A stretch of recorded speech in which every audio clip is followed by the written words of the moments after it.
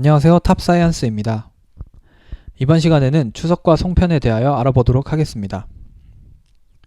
추석은 음력 8월 보름날을 말합니다. 가을 중 가장 달빛이 맑고 밝은 날로 우리나라의 큰 명절 중 하나입니다. 추석을 뜻하는 다른 말인 한가위는 우리 고유의 말입니다. 농사의 결실로 풍성한 계절인 가을에 치르는 세시풍속으로 다른 나라의 추수감사절과 같은 의미를 가지고 있습니다. 추석날에는 농사가 잘 되게 해주신 조상들께 감사를 드리기 위해 햇곡식으로 송편이나 음식을 만들어 차례를 지내고 성묘를 합니다. 그래서 사람들은 추석 전에 조상들의 산소에 찾아가 성묘를 하기 위한 벌초를 해둡니다. 추석의 기원이나 유래에 대해서는 정확히 나타나 있지 않습니다. 불을 마음대로 만들 수 없었던 옛날에는 어두운 밤을 밝혀주는 달림의 존재를 매우 고마워했습니다. 그래서 가장 밝은 달이 뜬 날 축제를 하게 되었습니다. 이러한 축제가 우리의 명절로 만들어져 기록에 나타난 것은 삼국사기에서입니다. 신라시대에 이미 일반적인 명절로 자리 잡아 있었기 때문에 고려도 추석을 이어받았고, 조선시대 들어 설날, 한식, 단오와 더불어 4대 명절 중 하나로 정해지게 되었습니다. 추석은 한 해 중 오곡이 가장 풍성할 때입니다. 그래서 다양하고도 맛있는 음식을 많이 만들어 먹었습니다.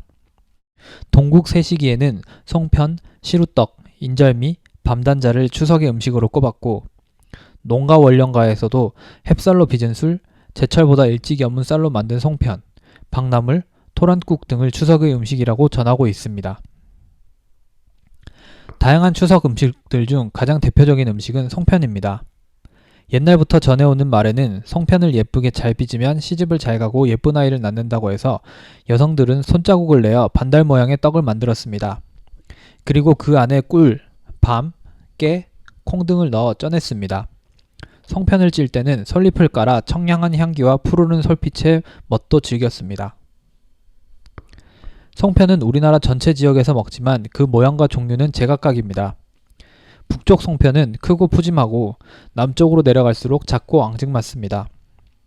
감자가 많이 나는 강원도 지역에서는 감자 송편을 먹는데 손가락 자국을 그대로 살린 소박한 멋이 있습니다. 해안지방인 평안도에서는 조개가 많이 잡히길 바라는 마음으로 모시조개 모양으로 송편을 만들어 먹는다고 합니다.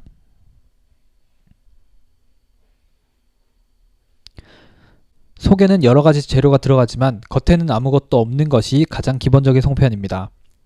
그런데 이럴 경우 송편끼리 서로 붙어버릴 수 있는데 그것을 솔잎이 막아줍니다. 또 솔잎에는 살균력이 강한 테르펜과 음식을 상하지 않게 하는 피크노제놀 성분이 있어서 천연 방부제 역할을 해줍니다. 그리고 솔잎을 넣어 찌면 송편의 솔잎향이 은은하게 배어 송편의 맛을 더욱 맛있게 해줍니다. 송편의 가장 기본적인 모양은 반달입니다. 이것은 추석에 밝게 떠오른 달을 보고 자신의 소망이 이루어지기를 바라는 마음에서 비롯된 것입니다. 그런데 보름달이 뜨는 한가위에 왜 반달 모양으로 만들었을까요?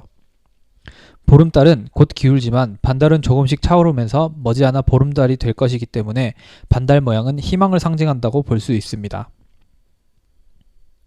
송편은 왜 익반죽으로 반죽해야 할까요? 익반죽이란 가루를 뭉쳐 반죽을 만들 때 찬물 대신 끓는 물을 넣어 반죽하는 것을 말합니다. 경단이나 송편 등의 떡이나 아주 가는 국수면을 만들 때 쓰입니다. 익반죽을 하는 이유는 쌀은 밀과 달리 반죽을 하여도 점성이 생기지 않기 때문입니다. 쌀끼리는 서로 붙지 않지만 밥알끼리는 잘 붙어있는 것처럼 끓는 물을 부어 조금만 익혀주면 반죽이 쫀득해져 맛있는 떡을 만들 수 있게 되는 것입니다. 지금까지 추석과 송편에 대해 알아보았습니다. 감사합니다.